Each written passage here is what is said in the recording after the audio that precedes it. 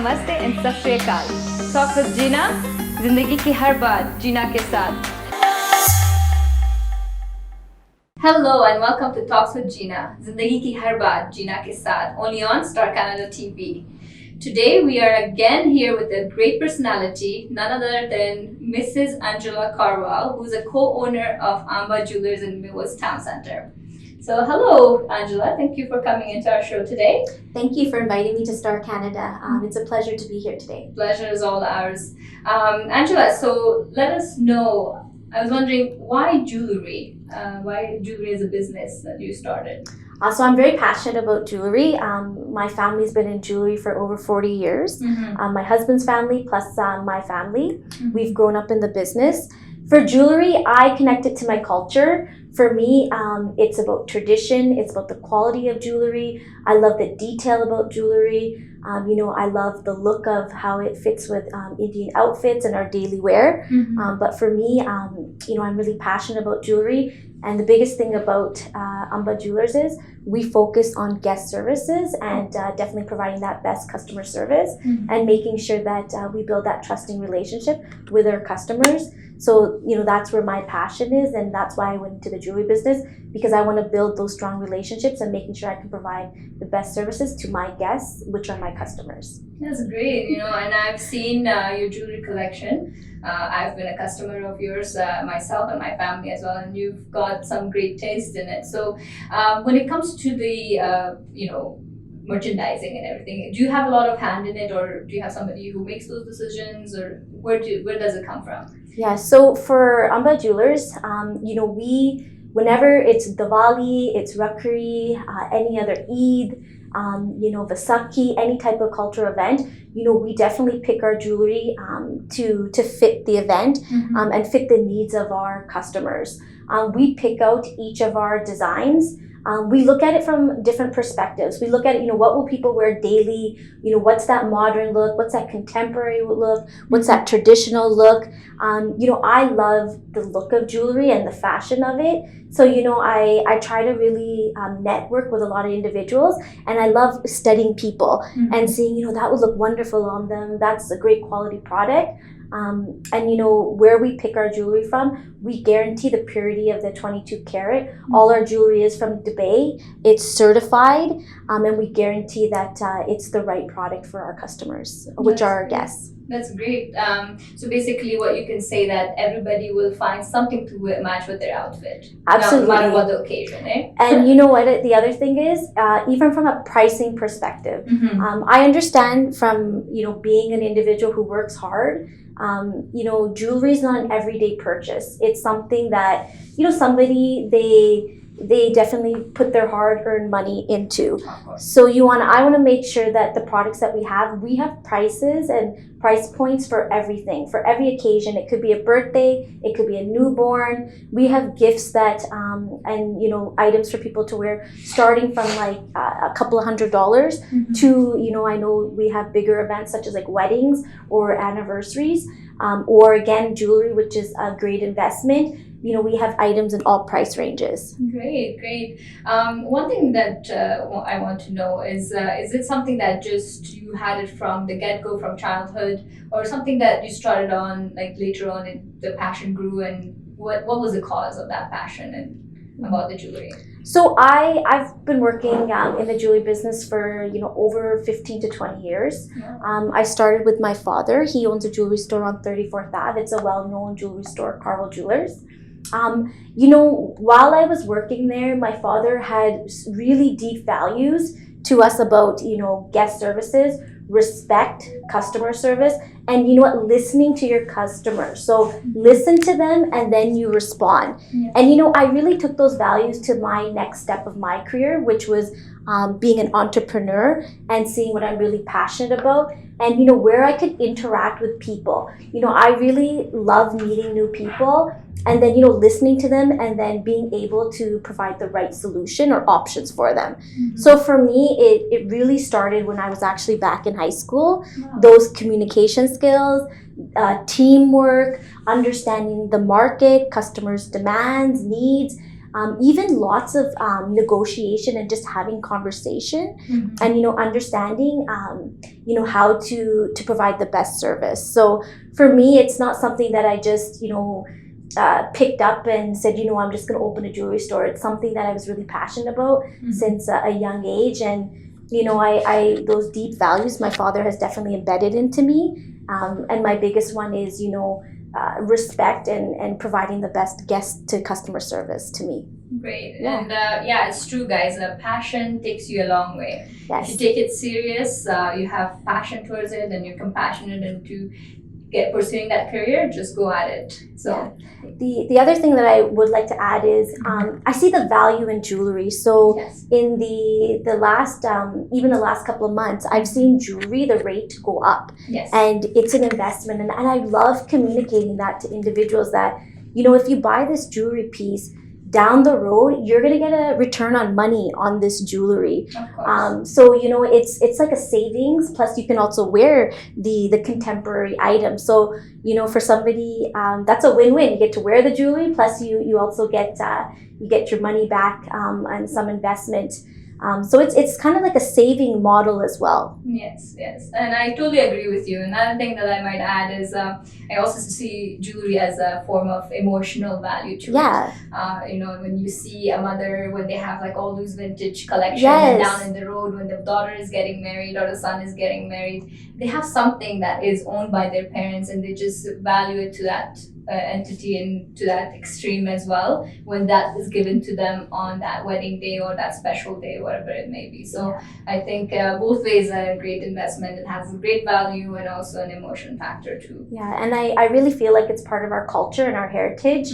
And that's why for me, I really align it to my culture, that I think jewelry definitely I'm passionate about. In my view, jewelry is not going to change the world, but the people that wear the jewelry, the men, the women, they're the ones that are going to change the world. And it's a great treat for themselves, and it's a great way to represent themselves. Great. I have come to know that you've been born and raised in Edmonton. You also are heritage is India. Yes, you bet. Have you visited India anytime soon? And what's something that you miss about back home?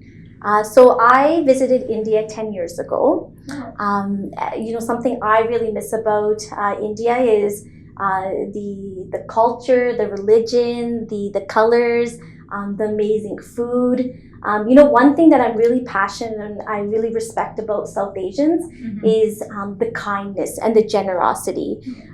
So whenever I meet individuals and I feel like their hands are open, they want to learn about me, they want to know my name, they want to know my background, what city I'm from, what my profession is. So I really love the South Asian background and the Indian culture, just because of the diversity, the color, and just the color and all the beautiful vibes of India, and really about the people, how kind and generous they are. Yeah, and I agree with you. I have so much Indian friends. I love that authentic food. I'm originally from Afghanistan myself, so Afghanistan and India, they're quite close. And Absolutely. sometimes I speak in Hindi, people are like, oh my God, you know Hindi. Yeah. I said, I bet you 80% of Afghanistan does. So that's great. So also something I can tell you is I'm really passionate about speaking Punjabi and Hindi, and I've always kept up with my culture, and definitely I love Indian fashion. Yes. So I'm really passionate about the South Asian community and the Indian culture. Wow. So what about being involved in Bollywood? Like, do you see that some of the great Bollywood actresses would be wearing something from your collection, from Amba Jewelers? Is that something that you foresee, or do you wish that to happen, or something like that? Planning? Absolutely. Something that I've been very vocal about is getting individuals in Edmonton itself involved in collaboration photo shoots, for example. And for me, there are Bollywood and our models, and the people that we represent in our community. So I love things like photo shoots, I love, if there's opportunities for modeling our jewelry, I'm absolutely open to that, because in my mindset, our guests / our customers, I want them to see our pieces, and I want them to see themselves wearing them at their Bollywood events. And I want our jewelry pieces to be realistic. So, I definitely love the theme of Bollywood, and I love, keeping up with, what is the latest fashion. That's great. That's great. What's the most favorite thing that you love about Edmonton? Something, if there is anything, or something that you don't like about Edmonton. We all have those. So, what are some of yours? Okay, so I'm going to start off, the thing that I don't like about Edmonton. I think Edmonton, we have a lack of identity. In my mindset, we have so much to offer in Edmonton. We're the city of champions. We are actually identified as the city of festivals. We have so much multiculturalism. We have so much different cultures and languages. We have so many community events. We have great educational institutions here. We have great even sports teams. So I think we have great West Edmonton Mall. As Edmonton, I love being an Edmontonian, and my challenge is that Edmonton has a lack of identity. How great Edmonton is. I'm really passionate also about entrepreneurship and businesses. And business itself. And, one thing I really like about Edmonton is I love going just down a street in residential areas, or, downtown, for example, and seeing all of the small businesses we have. And seeing all these entrepreneurs who are following through on their goals. That's true. I really respect that. I know how much hard work and effort it takes. And in my perspective, we have so much to offer in Edmonton. I'm so proud of all the individuals that are in our community, because you know what? They're living their goals and they're working hard. And we have great businesses here, entrepreneurs, community, and culture. So in my mindset, I think that's one of Edmonton's challenges. But that's the reason why I love Edmonton. That's great. And I completely agree with you on that. We have so much amazing things going on in Edmonton. And I've lived so long in Edmonton, but there's certain things that we don't get to hear about, or we don't get to see unless it's a word of mouth or something like that. What do you think that as a community we should be doing to raise awareness about such things? Yeah, in my mindset, it's networking. I feel like if you hear of something, it could be any type of initiative. Sharing it with your friends, your family, your followers. People, places that you interact or network. Don't be scared to share opportunities and events. Like, let's support each other as a community. That's true. I think that's the biggest thing. I respect a lot of businesses in Edmonton. The amount of sponsorship and time and effort that businesses put into events, and I really respect the individuals that plan the event. I've done some planning in the background, and I know it's quite a bit of long hours. So I think to make it a successful event, everybody coming together and supporting that event is really big. And try to use all media avenues as possible. It's not just social media, but a lot of it is even networking and directly contacting individuals. Don't be scared to contact people, and share your event. You'd be surprised how generous and kind, and how much people want to learn about these opportunities. I heard that you've completed all your education in Canada. What's the career that you pursued, and would you recommend it to others? Yeah, absolutely. So I graduated from the University of Alberta. My focus was in the School of Business, so the Bachelor of Commerce. I graduated with human resources, so my major is human resources, which focuses on like recruitment, compensation, organizational culture, management, consulting. It really focuses on how you run a successful organization. After I graduated from university, I started to work with the government of Alberta, and I also completed my CHRP designation. So that's your HR designation. And then I also completed some other certification courses around like recruitment. Oh, that's amazing, and I think it becomes a very great asset for your own business as well, right? Mm-hmm. You know, having that background, it really is very useful for that reason.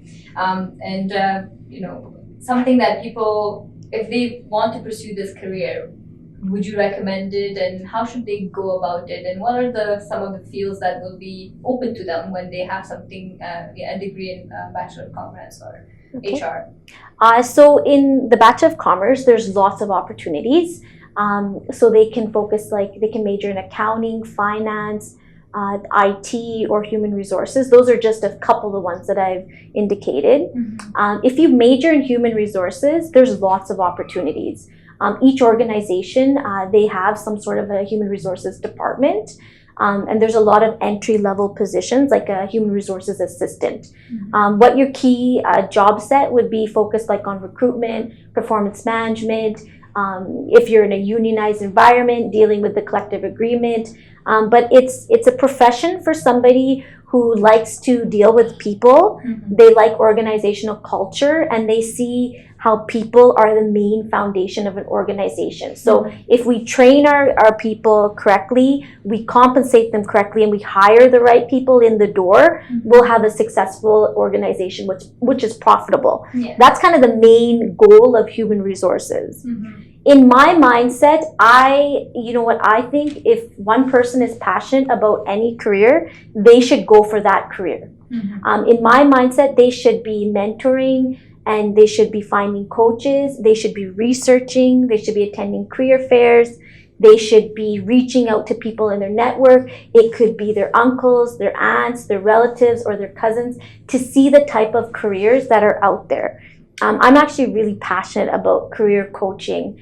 And what I feel is an individual should start when they're in actually high school. Mm-hmm. And they should start volunteering. So as a parent, I'm a parent myself, you know, I really encourage parents to tell their children to go out and meet new people, Mm-hmm. volunteer their time, you know, research and learn about the type of careers and professions that are out there, because, you know, their career, that's their lifetime employment, and that's what they're going to be doing for their whole life. So I really encourage them to making sure that it's the right career, Mm-hmm. because it's it's your lifetime journey. Yes, and I completely agree with you on that.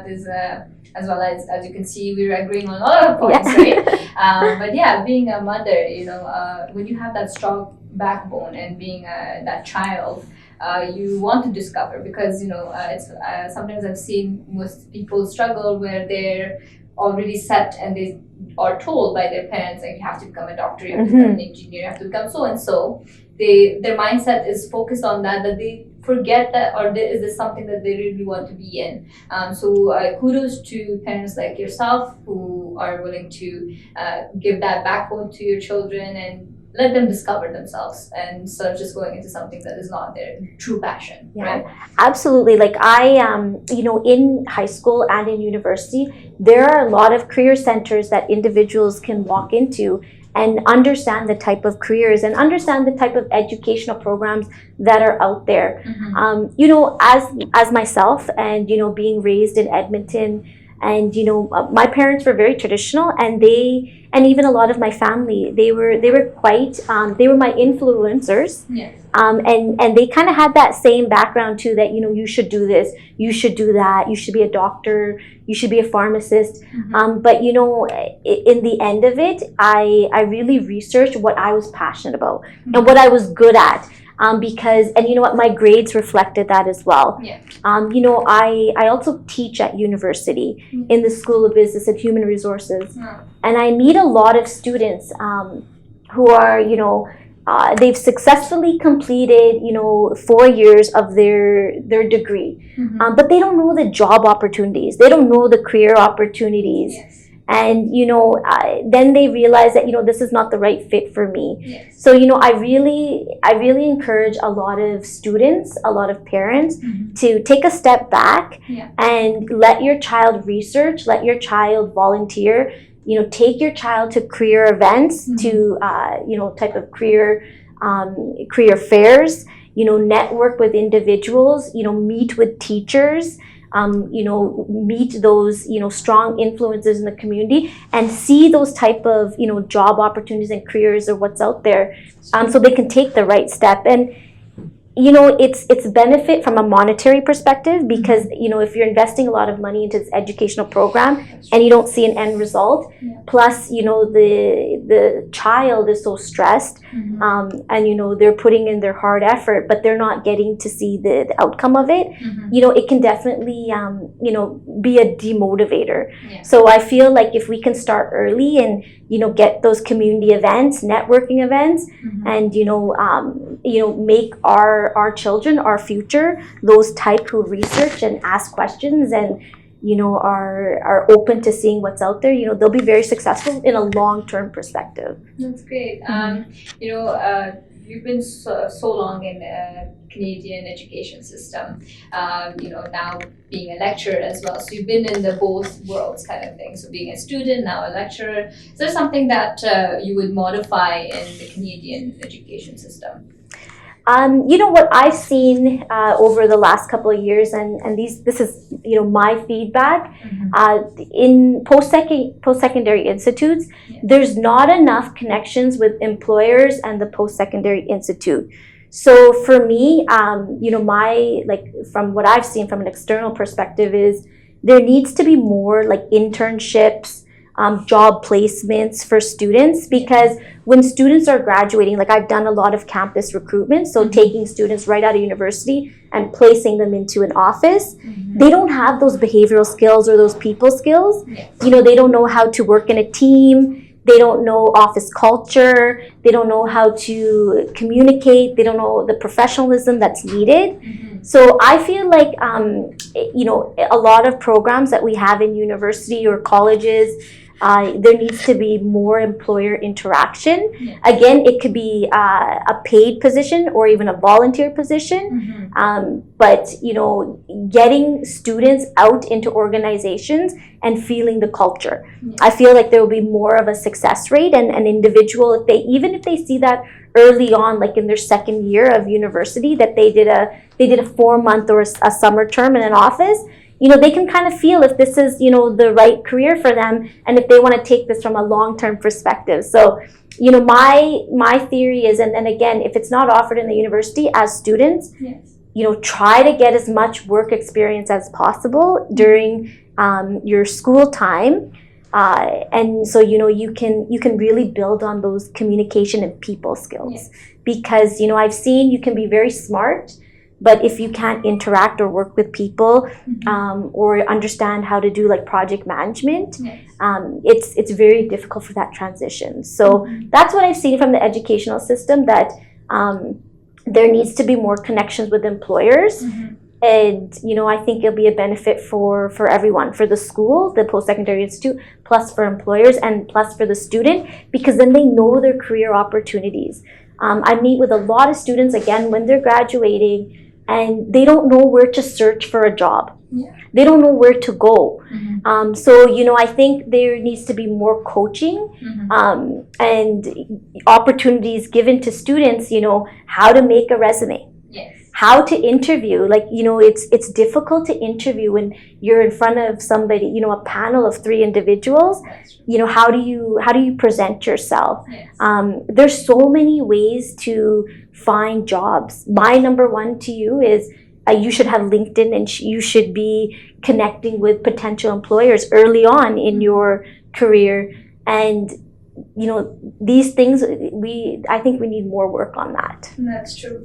And I think that's why more and more you see issues about mental health, and there's so much mental health programs going on in there.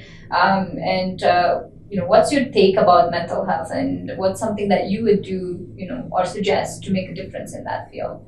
I'm very passionate about mental health. I think it's, your well-being is very important. I think as a community altogether, we should provide a number of avenues, ways that we can resolve mental health issues. For example, I know there's a great community run that's taken place every year, which is called Breaking the Silence. And it's an initiative where, as a group, we're trying to say it's okay. If you're not feeling okay, if you're feeling down, you need somebody to talk to, reach out to us. Or you know what, here are a number of, non-for-profit, specialized organizations that you can contact, because we want to see everybody safe. We want to see everybody safe, happy. So I think it's something that the key word to mental health is breaking the silence. It's okay. Nobody's going to judge you. Everybody's here to help, and as a community, we should support each other as one. That's definitely, you literally took the words out of my mind, and I think it's very important to have not only your family support, but the community support is very important as well.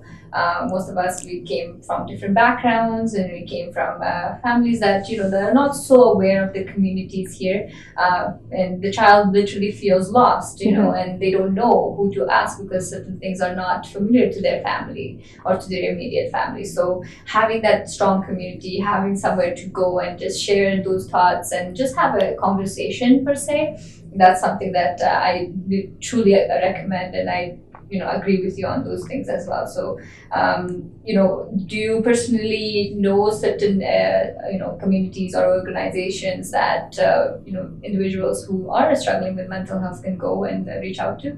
Yeah, so I know CASA is one organization that you can reach out to. Again, the other tip I have, and we're kind of taking this from like a child perspective, really, build that trusting behavior in your in your home. Yes. And yes, your child may feel it's not comfortable talking to a parent about this, but hopefully your child will be comfortable enough to speak to their teacher, or somebody who's a mentor or some sort of an influencer. But I think it's really important that we build a supportive environment. Yeah, that's good. And I think this is coming to me. We always focus on the child. Maybe there should be some programs that maybe could raise awareness to parents and elders, everyone in the community. I think it's something that we should definitely be supportive of. Yeah, for sure. What are some ambitions that you have in life, and what's the ultimate goal that you have to attain or yet to attain? Yeah. For me, my ambitions, something I really believe in is being better than yesterday. That's something really big to me that, I always want to improve. I want to learn from my weaknesses. I'm a person who wants to build my reputation on trust and working really hard. My ambitions are really focusing on Amba Jewelers and providing that best guest services and customer services and building that relationship with the Edmonton community. For me, my ambitions are, taking it to the next level in doing the best for, my community. That's amazing. When I hear Amba Jewelers, Amba is such a unique name. Where did you come from? Like where that word come from? Was that something that you came up with, or somebody suggested, or what's the history behind that word? Okay, so there's two perspectives to Amba. Yeah. So first, it represents like Mata Amba, so Devi, Okay. Which to me means powerful, fierce, passionate. And from there, I actually named my daughter Ambika. So that's kind of where we presented the name Amba Jewelers. Oh, wow. Now I know, because I always looked at Amba Jewelers and I always wanted to know, what it is, where's the origin, what's it's coming from. Because especially when you name a business, it's something so close to you. Yes. Something really meaningful to you. So I'm glad that not only I got to know, but my audience as well. Thank you. I've heard that you have a very busy schedule, and of course now that I know that you have two beautiful children, and you do a lot of volunteer work. How do you keep this busy schedule going, and what inspires you to even wake up from your bed and say, hey, I'm just gonna get up and this is my schedule for the day? Okay, so I'm a very curious individual. I have been since I've been a child. I love learning about people. I love learning about people's jobs, their backgrounds. When I meet people, I'm always like, "Oh, what do you do? Where you're from?" So I'm a very ambitious and curious individual. Recently, I've really focused on an entrepreneur mindset. So being strategic and seeing how I can give back to the community, how I can provide the best customer service to my customers. So that's really, makes me ambitious, and those are my goals. Yes. In regards to things around, like boards or, non-for-profits or community work that I like to do. Yes. So I like to give my time back to the University of Alberta. Yes. I do a lot of career coaching. I do a lot of mentorship to business students. I do a lot of resume reviews to individuals that are graduating to kind of see where they can move on and the type of job opportunities once they're done school. I love South Asian community events. I'm passionate about my culture. If there's community events, I love attending. I love the diversity. I love the culture, the food, the people. Just being together, it really excites me and it makes me really happy. Recently, I've been doing a lot of planning with a great financial institution, ATB. We're working on a South Asian Financial Council board, and we're going to be presenting that out to the community. We're just planning through it. But that's something I'm really passionate from an entrepreneur perspective, that, I want families to be financially secure. There's so many people in Edmonton who are business minded and entrepreneurs, but they don't know how to get started. And, I was there 3 years ago, and, I would like to give back to my community to connecting them to the right people to get started and to move forward.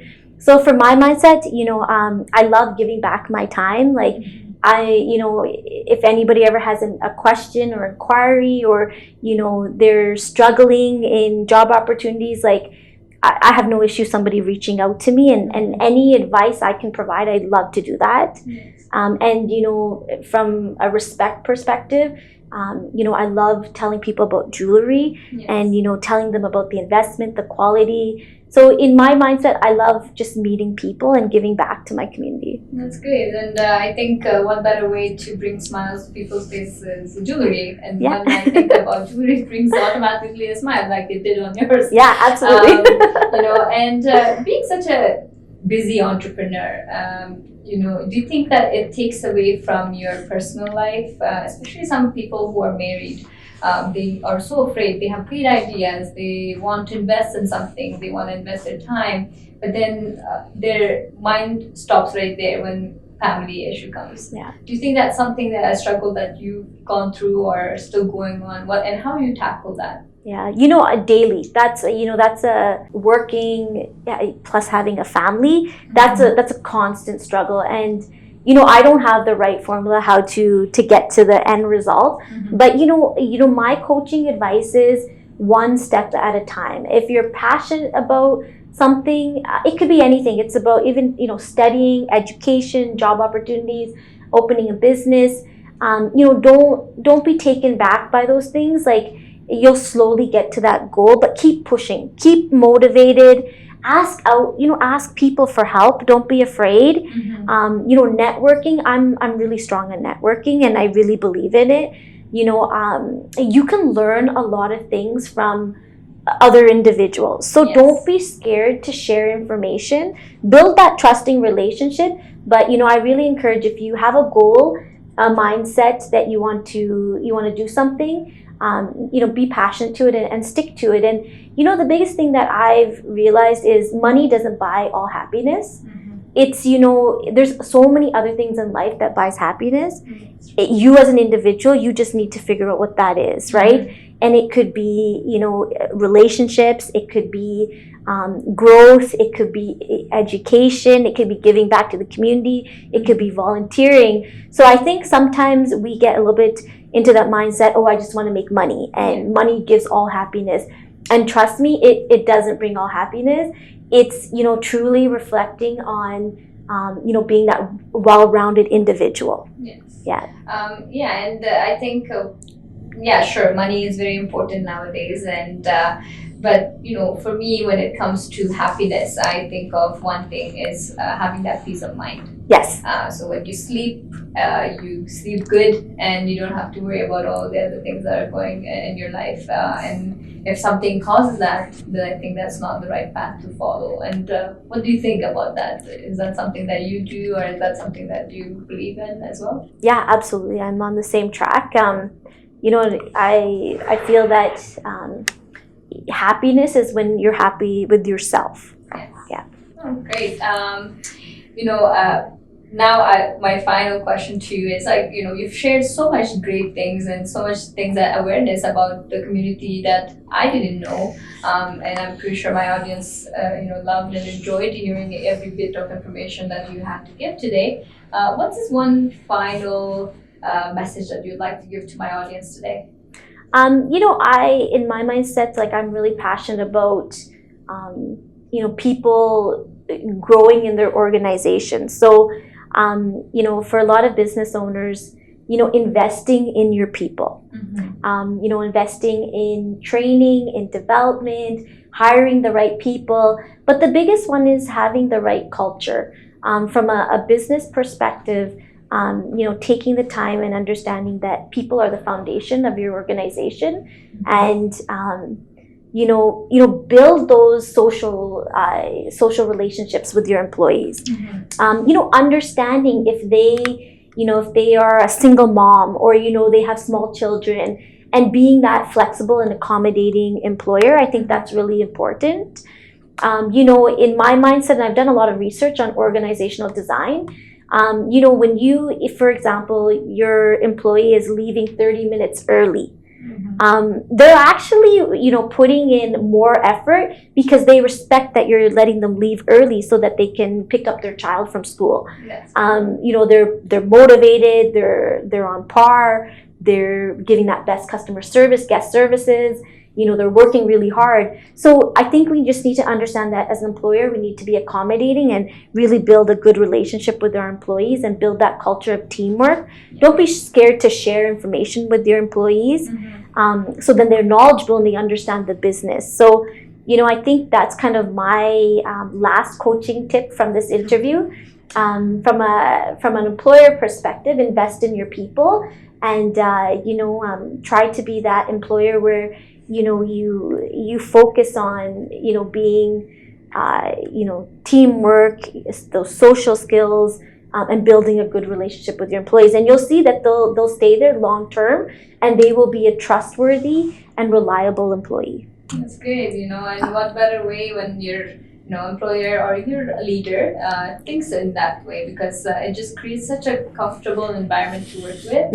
And you just want to be there, especially nowadays we're spending more of our time more with outside family in our work environment. Yes. Than we do with our personal family, right? So I think it's very, very important, and it's also healthy in mind that when you walk into that work environment, you're like, yes, I want to be here. Yes, you're motivated. Yes. Yeah. So that's great. So I learned a lot, and I hope you guys learned quite a bit from this beautiful lady right here. So what would you rather, being a businesswoman or a lecturer? Businesswoman. I love entrepreneur. I love learning about market trends. I love meeting new people, and I'm very strategic. Great. Who's the better parent, you or your husband? I think myself, because I give in to all of my children's indulgences. For example, candy, chocolate, eating pizza. I'm always like, yes, yes, yes. Yeah, and do you join in with them? You bet. Okay, what's your inspiration, or who's your role model? My father. My father has really taught me about patience, asking the right questions, definitely listen before I speak. He's really focused on, for me to give back to the community, work hard. He's all about that individual. You work hard and then you grow. That's great. This is my favorite question.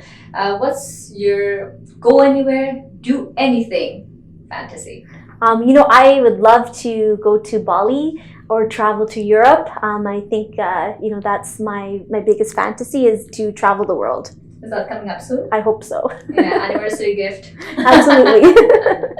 One sweet question that I always love to ask my friends, and I think most of my audience will agree. What's something that, we're in the world of emoji, and when we're texting, what's one emoji that represents Angela? Okay, so if you know me on social media, my favorite emoji is the heart. The heart represents me. It means I'm all about being caring, loving, and having a clean, good heart. Oh, that's amazing. Yeah. Well, and Angela, you said people can reach out to you. Would you want to share your, social media handle that people can reach out to you, and if they have any kind of questions or anything? So there's 3 avenues to reach out to me. First, you can contact me on Facebook, Angela Karwal, or you can find me on Instagram, same thing, Angela Karwal, or the last one is LinkedIn, where you can actually see a lot of the job opportunities that I have, and that's on LinkedIn, Angela Karwal. Great. I thank you once again for coming into my show, and I hope you had a great time just like we did, and so did my audience. Yeah, no, it was a pleasure, and thank you for inviting me. Great, thank you. For more information, subscribe the channel and press the bell icon.